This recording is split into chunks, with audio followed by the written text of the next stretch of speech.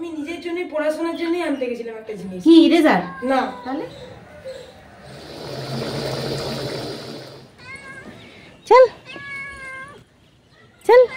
ও রোদ বুঝছে, রোদ নিচ্ছে, রোদ। শুভ সকাল বন্ধুরা, কেমন আছো? আশা করি যে যেখান থেকে আমার ভিডিও দেখছো অনেক ভালো আছো, সুস্থ আছো।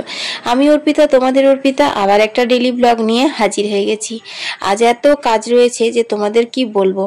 তো যাই হোক বন্ধুরা, তোমাদের বলবো না তো কাদেরই বা বলবো, তাই তো ভিডিওটা নিয়ে চলে এসেছি। তোমাদের অমূল্য সময়ের মধ্যে 10টা মিনিট আমাকে দাও, আমার ভিডিওটা সম্পূর্ণ দেখো, অনুরোধ রইল। তো ছাদের মধ্যে আমি র্যাকটা মেলে দিলাম, কারণ কি জানো, কালকে র্যাকটা কাঁচা হয়েছে, সেটা আর তোমাদের সাথে শেয়ার করিনি, কারণ নাজেহাল অবস্থা হয়ে গেছিলো গো ওই র্যাকটা ভিজিয়ে, এতটা পরিমাণে ভারী হয়ে গেছিলো। আমি তো জানতাম ভারী হবে, কারণ গত বছরই মানে নতুন র্যাক ওটা, গত বছর শীতে গায়ে নিয়ে তারপর আমি কেচেছিলাম, তখনই বুঝতে পেরেছিলাম যে ওটা ভারী হবে।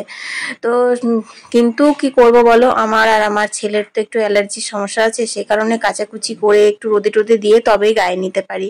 1 বছর যেহেতু ডিমান্ডের ভেতর ঢোকানো ছিল সেই জন্য।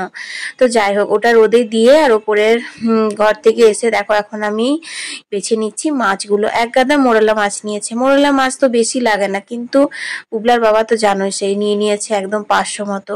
তো এত লাগবে না, কয়েকটা রেখে দিলাম, অন্য একদিন অন্য কিছু রেসিপি করা হবে, কারণ আজকে বলেছে যে মোরলা মাছ শুধু ভাজা খাবে।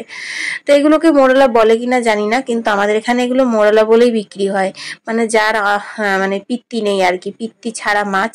এগুলো পেট গালতে হয় না, শুধু আঁশ আছে অনেক, আঁশগুলো ছাড়িয়ে ধুয়ে নিলেই হয়ে যায়।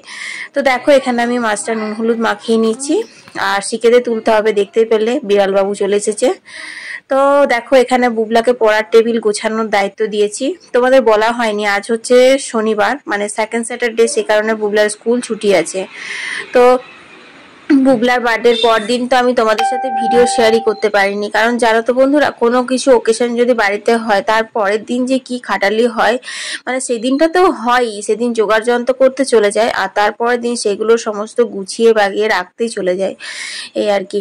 তো যাই হোক, দেখো এখন আমি ঘরগুলো ঝাড় দিয়ে নিলাম, আর বুবলাকে পড়ার টেবিল গোছানোর দায়িত্ব দিয়েছি। পড়ার টেবিলে বলছে কোথা থেকে যে শুরু করব বুঝতেই পারছি না। আমি বললাম দেখ, ভাঙা যত সহজ, গড়া ততটাই কিন্তু কঠিন। এলোমেলো করতে তো আর বেশিক্ষণ লাগে না, সব সময় মানে নিজের আলনা, নিজের পড়ার টেবিল সমস্ত কিছু এলোমেলো করে রাখে। এখন গোছাতে বলা হয়েছে, তো এখন বলছে যে কোথা থেকে গোছাবো মামি, আমি খুঁজেই পাচ্ছি না। তো 1-2 দিন এইসব দায়িত্বগুলো না দিলে না, ছেলেটা বুঝবে না যে ঘর দুয়ার নোংরা করতে নেই, ঘর দুয়ারটা পরিষ্কার করে যে করে তারও একটু কষ্ট হয়। এই যে মেলেছি এই পাখনা, প্রেশারের ঢাকনা থাকনা, বাজুক না বেল, শুরু হয়ে যাক খেল, জীবনটা পাল্টে যাক না। নিচে ঘরের কাজযোগ সেরে চলে এলাম এখন ওপরের ঘরে। তো সব থেকে প্রথমে এখন মশারিটা খুলে নিচ্ছি, আর হ্যাঁ, এখন আমরা ওপরে শুচ্ছি, কারণ এখন তো শীত শীত করছে আর গরম নেই একদমই, তো সেই কারণে। আর ওপরে ঘরে শোয়া হলে কি হয় জানো, ওপরে ঘরটা একটু ঝাড় দেওয়া, মোছা, পরিষ্কার করা হয়। আর নিচে ঘরে যদি সবসময় শোয়া বসা ওঠা হয়, তাহলে ওপরের তো আর ওঠা হয় না, তো সেই জন্য না রোজ রোজ ঝাড় দেওয়া হয় না, ঘরগুলো কেমন একটা গুমোট গুমোট টাইপের হয়ে যায়। তো দেখো এখন আমি ঘরগুলো, বিছানাগুলো ঝেড়ে আর এই যে এখন ঘরগুলো ঝাড় দিয়ে আর একবারে মুছে নেবো, কারণ আমাদের কাজের বউ নিচের ঘরগুলো তো মুছে, উপরের ঘরগুলো মুছে না। ওই মাসে 1-8 বার বললে পরে তখন না করে না, তখন মুছে দেয়, কারণ অনেকগুলো ঘর ওপর নিচ এত কেউই মুছবে না, কারণ অনেক কাজের বই আমাদের এসেছে, কেউই সেটা রাজি হয়নি। তো তাতে তুমি যতই টাকা দাও, এই আর কি। তো বন্ধুরা, তোমরা কে কোথা থেকে আমার ভিডিও দেখছো সেটা কিন্তু লিখে জানাতে একদম ভুলো না। আর হ্যাঁ, ইউটিউব থেকে যারা আমার ভিডিও দেখছো, যদি চ্যানেলটা সাবস্ক্রাইব না করেছো তাহলে অবশ্যই চ্যানেলটা সাবস্ক্রাইব করে দিও। আর যদি ফেসবুক থেকে আমার ভিডিও দেখছো, তাহলে যদি ফলো না করা থাকে আমার পেজটিকে ফলো করে দিও। আর হ্যাঁ, লাইক করতে কিন্তু একদম ভুলো না ভিডিওতে। এই যে মেলেছি এই পাখনা, প্রেশারের ঢাকনা থাকনা, বাজুক না বেল, শুরু হয়ে যাক খেল, জীবনটা পাল্টে যাক না। ভিডিও শুরুতে কিন্তু তোমাদের বলেছি আজকে আমার অনেক কাজ রয়েছে। হ্যাঁ গো, বার্থডের পরে তো মানে বাসন কুসন ধোয়া ধুয়ে, ঘর দুয়ার পরিষ্কার করা করি, এগুলো করেছি। আর আজকে করব হচ্ছে কাচাকুচি, কারণ সেদিনকে তো অনেক রাত হয়ে গেছিল শুতে, মানে বৃহস্পতিবার বুবলার জন্মদিন গেছে, সেদিন অনেক রাত হয়ে গেছিল, সেই জন্য শুক্রবার দিনকে আর কাচাকুচি ঝামেলাটা আমি নিতে পারিনি, তাই আজকে ভিজিয়েছিলাম। তো ভেজানোটা তোমাদের সাথে শেয়ার করিনি, যাই হোক এখন কেচে নিলাম। তো চলো এখন মেলে নি। আর খুব সুন্দর ঝলমলে রোদ রোদ দিয়েছে জানো। আর এখন তো সেরকম চিরবিরে রোদ গরম ওইটা তো নেই, একদমই কমে গেছে, তোমাদের তো আগেই বললাম। তবে এখনো উত্থান একাদশী পেরোয়নি, সেই কারণে আমরা এখনো লেপ গায়ে দিচ্ছি না, কিন্তু ভোরের দিকে বেশ ঠান্ডা ঠান্ডা লাগছে। তো একটু হালকা ফুলকা যে চাদরগুলো মানে বেডশিট বিছানা চাদর যেগুলো পাতা হয় খাটে সেইগুলোই রয়েছে, সেগুলোই এখন গায়ে দিচ্ছি। তো সেই চাদরগুলোই কাচলাম, কারণ বুবলার বন্ধুদেরকে নিয়ে এত মাতুনি করেছিল সেদিনকে খাটে যে কি বলবো তোমাকে, মানে ওটাতে আর শুতে ইচ্ছে করছিল না। তো সেই কারণে গায়ের ঢাকাটা আর যেটা পাতা ছিল সেটাও আজকে ধুয়ে দিলাম জামা কাপড়ের সাথে সাথে। আর কয়েকটা তোমার নতুন নতুন জামা কাপড় রয়েছিল সেগুলো হালকা করে সার্ফ দিয়ে কেচে দিলাম, কারণ কাজের বুকে দিলে পরে ও তো মানে ভালো করে মানে আমার আর কি মনের মতো হয় না, সে কারণে আমি নিজে নিজেই কাচি অনেক।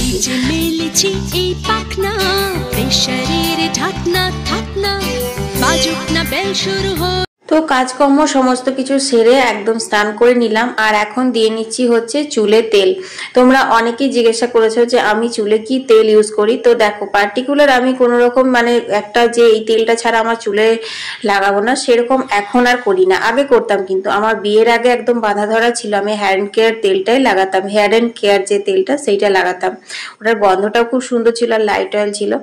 তাছাড়া মানে অধিকাংশ দিন সর্ষের তেল দিতাম, কারণ আমরা ছোটবেলা থেকে এটাই জেনে এসেছি যে চুলে সর্ষের তেল দিলে ঘন কালো লম্বা চুল হয়। আর আমার খুবই ঘন কালো লম্বা চুল ছিল গো, কিন্তু এখন একদম উঠে গেছে।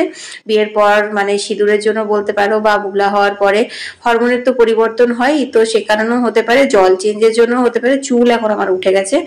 তো এখন আমি মানে যে তেল পাই সেটাই নিই। কখনো কখনো নেহার নিয়ে আসে তো নেহারটা লাগিয়ে নিই, কখনো কখনো প্লেন নর্মাল কোকোনাট অয়েল সেটাও লাগিয়ে নিই, আবার কোনো কোনো সময় আমলা। তবে তোমরা যদি আমার মতামত নিতে মানে চাও তাহলে পরে আমি এটাই বলবো যে আমার না যে কোনো আমলা তেল লাগাতে খুব ভালো লাগে, তাতে সেটা ডাবর আমলা হোক বা অন্য কোনো আমলা তেলের গন্ধটা বেশ ভালো লাগে। আর চুলে দিলে মনে হয় যেন চুলগুলো একটু কালো কালো লাগছে, যদিও চুল তো আমার রং করা আছে, কারণ এখন আমার চুলের কালারটাই বলছে সবাই ভালো লাগছে বেশি দেখতে আর কি। তো সেই কারণে ওটাই করি, অ্যাকচুয়ালি কালার করি না, আমি হেনাটা করি, তাতেই কালার হয়ে যায়।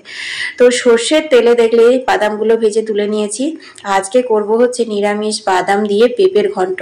তোমরা দেখেছো ভাই এসেছিল তখন অনেকগুলো পেঁপে নিয়ে এসেছিল, তো বুবলা বাবা প্রায় দিনই সেদ্ধ খাচ্ছে, আর কতই আর সেদ্ধ ভাজা খাওয়া হবে। তো আজকে বলেছে পেঁপে ঘন্ট করতে। তো আমার মা এরকম ভাবে বাদাম দিয়ে পেঁপের তরকারি করতো নিরামিষ করে, এত যে ভালো লাগতো খেতে কি বলবো। আর সব থেকে বড় কথা কি জানো, আমার খাবার অতটা বিচার নেই, আমার সবটাই খেতে ভালো লাগে, মানে বিশেষ করে নিরামিষ যদি কোনো সবজি হয় সেইটা আমি খেতে বেশি পছন্দ করি। আমার মাছ মাংস ডিম অতটা ভালো লাগে না জানো তো। এই ধরো যেমন মাছের মাথা দিয়ে কুমড়ো বলো বাঁধাকপি বলো এগুলো সব মাছের মাথা দিয়ে করে না, ওটা আমি খাই, না খাওয়া নয়, কিন্তু অতটা আমার পছন্দ লাগে না যতটা আমার নিরামিষ কুমড়োর তরকারি নিরামিষ বাঁধাকপির তরকারি এগুলো ভালো লাগে। তো সেই রকমই আর কি পেঁপে দিয়ে তো আমি দেখেছি হোটেলে এতে একদম পুরো লাল করে তরকারি করে, বেশ খেতেও ভালো লাগে, খারাপ লাগে না, কিন্তু এরকম ভাবে নিরামিষ করে করেও দেখবে ভালো লাগবে।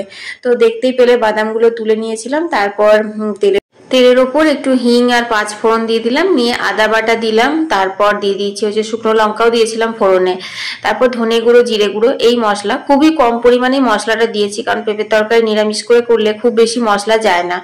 তারপর দেখো এখানে সেদ্ধ করে নিয়েছিলাম আগে নুন হলুদ দিয়ে পেঁপে আর ছোলার ডালটা, তো সেইটা দিয়ে দিলাম। ছোলার ডাল দিয়ে পেঁপের তরকারি খেতে কিন্তু খুব ভালো লাগে, তারপর যদি সাথে বাদাম ভাজা পড়ে তাহলে তো আর বলারই নেই। তো দেখো বন্ধুরা এখন এটা আমি ভালো করে কষিয়ে নাড়িয়ে নিচ্ছি। তো রান্নাটা মোটামুটি হয়ে গেছে, আর মিষ্টির জন্য একটুখানি গুড় দিলাম। তোমরা জানো যে আমি এখন রান্নাতে অতটা মিষ্টি দিই না, তো কিছু কিছু সবজি আছে বিশেষ করে শীতের দিনে দেখবে মিষ্টি ছাড়া না একদম খাওয়া যায় না, যেমন ধরো পেঁপে বলো কুমড়ো বলো বা তোমার আরো অনেক কিছু সবজি আছে, মানে পালং শাক বলো, মানে মোটামুটি সবকিছুতে তো মনে হয় একটু করে মিষ্টি দিই, কিন্তু তারই মধ্যে চচ্চড়ি কুমড়ো এগুলোতে তোমার মিষ্টি না দিলে ভালো লাগে না। তো যাই হোক দেখো বাদামগুলো দিয়ে একটু নাড়াচাড়া করে দিলাম, রান্নাটা মোটামুটি আমার কমপ্লিট, যেহেতু পেঁপেটা সেদ্ধ করা ছিল সেই জন্য। আর হ্যাঁ এরপর আমি একটু গরম মশলা দিয়ে দেবো, পেঁপের নিরামিষ তরকারিতে কিন্তু একটু গরম মশলা দিতে হয়, তাহলে খেতে আরো ভালো লাগে। আর পেঁপেটা কিন্তু খেতে সত্যি কথা বলতে খুবই ভালো হয়েছিল, তোমরা একবার এরকম করে নিরামিষ পেঁপে ঘন্ট রান্না করে খেয়েও দেখবে খুব ভালো লাগবে। তো আজকে যেহেতু স্নান টান করে তারপর রান্না শুরু করছি, সেই কারণে না আমার অনেক দেরি হয়ে গেছে। তো দেখো এখানে আমি মাছের টকটা করে নিয়েছি। তো তোমরা হয়তো বলবে মোরলা মাছ ভাজা বললে তারপর এখন টক কেন করছো? আসলে কি বলতো, বুবলার বাবার জন্য ভাজা রেখেছি আর আমার আর বুবলার জন্য টক করেছি। আর এখানে চিংড়ি মাছের মালাইকারি বুবলার জন্মদিনের দিন করেছিলাম, সেটা অনেকটা রয়েছে, ওটা বের করে দিয়েছি, ফ্রিজে ছিল। আর নিরামিষের মধ্যে দেখো এখানে মুগ মুসুরি দিয়ে ডাল হয়েছে আর হয়েছে ঝিঙে চুচুটি। তো ঝিঙে চুচুটি রেসিপি অনেকবার তোমাদের সাথে শেয়ার করেছি, তাই আর শেয়ার করলাম না। আর হয়েছে পেঁপে ঘন্ট, এগুলোই। আর আমার আর বুবলার প্রিয় এই যে চুচুটি, মানে এটাও টক চুটচুটি। আর এটা হচ্ছে বুবলার বাবার জন্য মাছ ভাজা।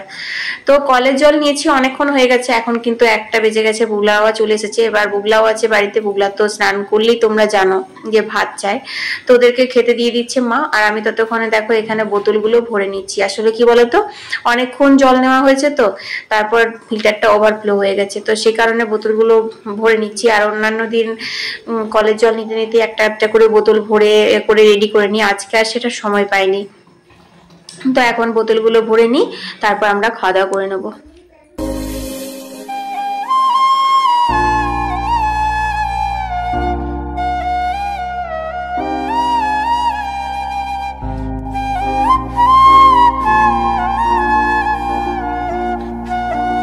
তো এখন 4টে বাজে, আর দেখো বন্ধুরা 4টে বাজতে বাজতেই না কেমন অন্ধকার করে দিয়েছে কোটায়।